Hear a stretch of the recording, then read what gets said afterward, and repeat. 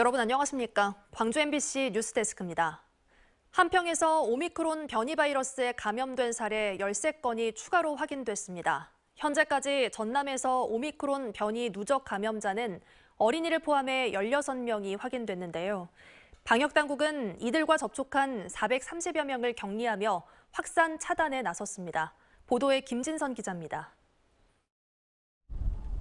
한평에서 지난 8일부터 코로나19로 확진된 주민은 모두 24명. 서울 가족 모임을 거쳐 한평의 어린이집과 보건소로 퍼진 것으로 어린이 7명이 포함됐습니다. 이 가운데 3명이 오미크론 변이 바이러스로 확인된 데 이어 13명에게서도 같은 바이러스가 검출됐습니다.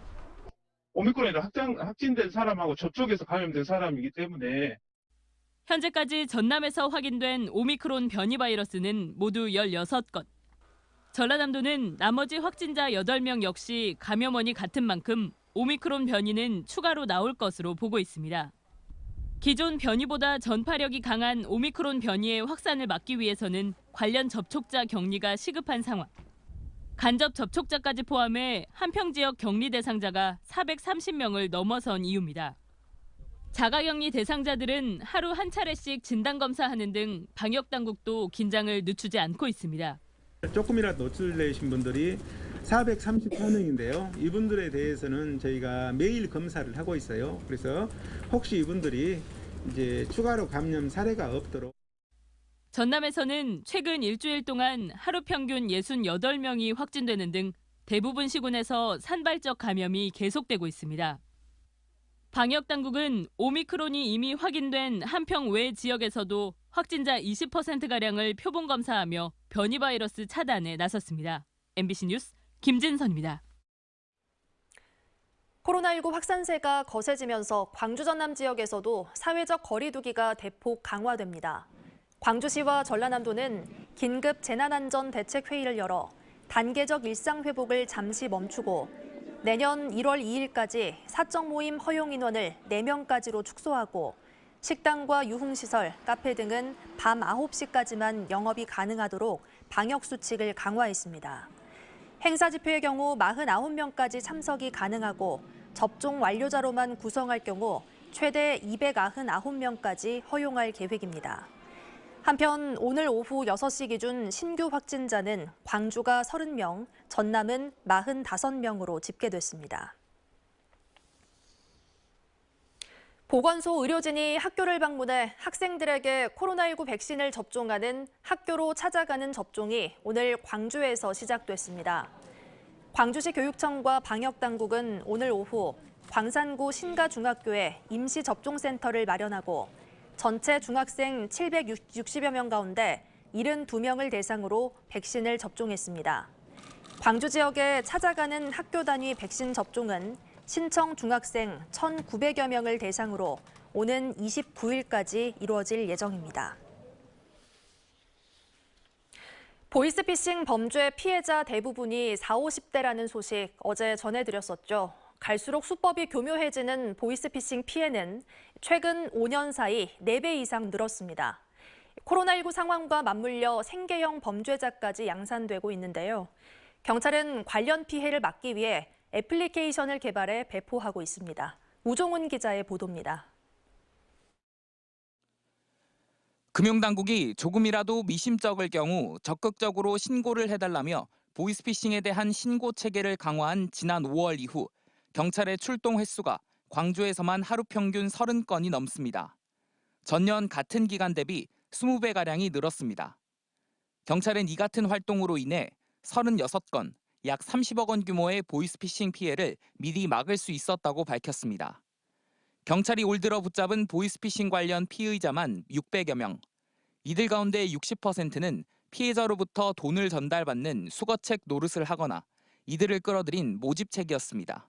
이렇게 쉬운 일 했는데 돈을 이렇게 수당을 많이 주네? 거기에 이제 현혹되는 경우가 많거든요. 일반 젊은이들이 또 태반이고 해가지고. 보이스피싱 사기단은 최근 들어서는 휴대전화에 악성 앱을 깔게 해 피해자가 은행 등에 거는 전화까지 가로채 사기 행각에 이용하고 있습니다.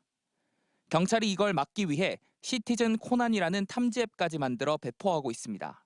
일반 시민들이 그냥 보이스피싱 이게 아무 생각 없이 그냥 깔아가지고 한 번씩 실행해 주는 것 자체만으로도 예방 효과는 있기 때문에 이번에 이제 홍보를 좀 더 하려고 그러거든요.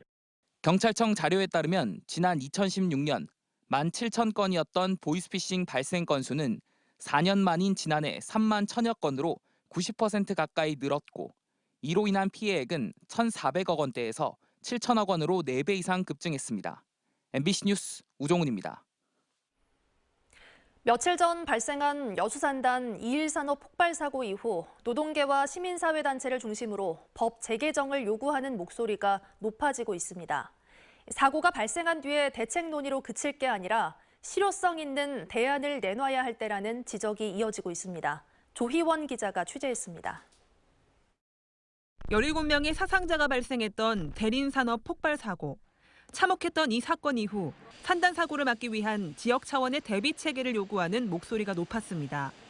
그 결과 지난 2016년 여수시 화학물질 안전관리조례가 제정됐지만 허울뿐인 법안이 됐습니다. 조례에 따라 안전관리 계획을 수립하기 위한 위원회까지 출범했지만 지금까지 단 4차례만 소집됐고 그마저도 사고 원인 조사 등에는 단 한 번도 참여한 적이 없기 때문입니다. 알코올 조례를 물론 구성을 해서 이렇게 조례를 만들어놨지만 실질적으로 환경부에서 저희한테 권한 자체는 이관이 안 돼 있기 때문에 현재로서는 산단에서 사고가 날 경우 경찰과 소방당국, 고용노동부나 환경부가 원인 조사부터 처벌까지 주관하고 자세한 내용은 공개하지 않기 때문에 지역 차원의 감시나 재발 방지 대책 수립은 사실상 불가능한 상황입니다. 지방정부는 어떠한 조치와 역할을 해야 되는지를 종합보고서로 밝힐 수 있기 때문에 지역사회와 또 지방정부, 이 노동자가 추천하는 전문가들이 들어가서 공동으로 활동할 수 있는 민간합동조사단은 꼭 필요하다고 봅니다. 노동계는 또 정부나 지자체가 산단시설을 관리 감독할 수 있도록 특별법을 제정해야 한다고 주장하고 있습니다. 여수시에 따르면 최근 5년 동안 여수산단에서 발생한 사고는 모두 63건으로 모두 13명이 숨지고 27명이 다쳤습니다. 이 중 시설이 미비하거나 관리가 미흡해 일어난 사고가 전체의 40%가 넘습니다.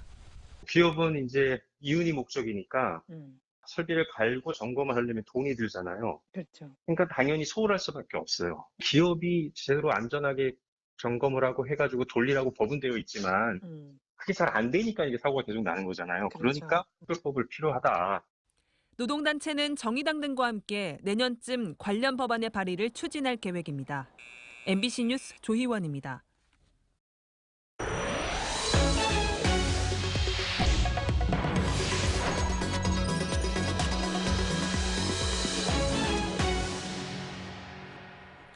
인공지능 기술의 현재와 미래를 확인할 수 있는 글로벌 AI 컨퍼런스가 광주에서 개막했습니다. 국내외 전문가들의 강연과 함께 AI 기술 동향을 살펴보고 산업 융합 과정에서 인공지능의 역할에 대해 고민하는 자리가 마련됐습니다. 보도에 송정근 기자입니다. 재난을 감시하고 산림과 농작물 등을 관리하는 드론입니다. 얼핏 보면 평범한 드론같이 보이지만 AI를 기반으로 데이터를 수집하는 드론입니다. 드론으로 촬영한 영상 등을 AI 기술 가공 기업들에게 데이터를 제공함으로써 또 다른 AI 기술을 만드는 데 일조하고 있습니다. 농작물이나 도심이나 댐 균열에 대해서 AI 학습을 할 수 있게 데이터와 속성 정보를 만들어서 제공하는 역할을 하고 있습니다. 또 다른 AI 기업, 6만 개의 치아 교정 데이터를 바탕으로 치과 의사들에게 가장 효율적인 치료 방법을 제공합니다. 치료의 성공률을 훨씬 더 높일 수 있고요. 이로 인해서 환자의 권익보호가 훨씬 더 보장이 되는 보장형 치료가 제공되지 않을까라고 기대하고 있습니다. 이처럼 AI 생태계를 형성하고 있는 기업들이 처음으로 과학기술정보통신부와 광주시가 주관하는 아이콘 행사에 모였습니다. 이번 행사는 세상의 AI, 빛나는 이곳에서를 주제로 지금까지의 AI 기술 동향을 살펴보고 바이어 상담회와 AI 기술 체험 행사 등을 진행했습니다. 온오프라인 동시에 진행하는 이번 행사는 행사장 현장 참여뿐만 아니라 메타버스를 활용한 가상 공간과 유튜브 생중계를 통해서도 참여할 수 있습니다. 유명한 그런 석학들이 앞으로 미래 기술에 대한 그런 비전을 알려주는 그런 자리이기 때문에 우리 지역에 있는 기업들이 그러한 그 비즈니스 모델을 가지고 사업화를 할 수 있는 그런 계기가 마련됐다고 생각합니다. 한편 광주시는 11개 AI 기업과 추가 업무 협약을 맺는 등 AI 혁신 거점으로서의 입지를 다지고 있다고 밝혔습니다. MBC 뉴스 송정근입니다. 내일 광주 전남 지역에 최고 15cm의 많은 눈이 내릴 것으로 보입니다. 광주지방기상청은 내일 광주 전남에 눈이나 비가 내리겠고 기온이 떨어지면서 눈이 쌓이는 곳이 많겠다고 예보했습니다. 예상 적설량은 광주와 전남 북부권은 5에서 15cm, 남부 지역은 1에서 5cm입니다.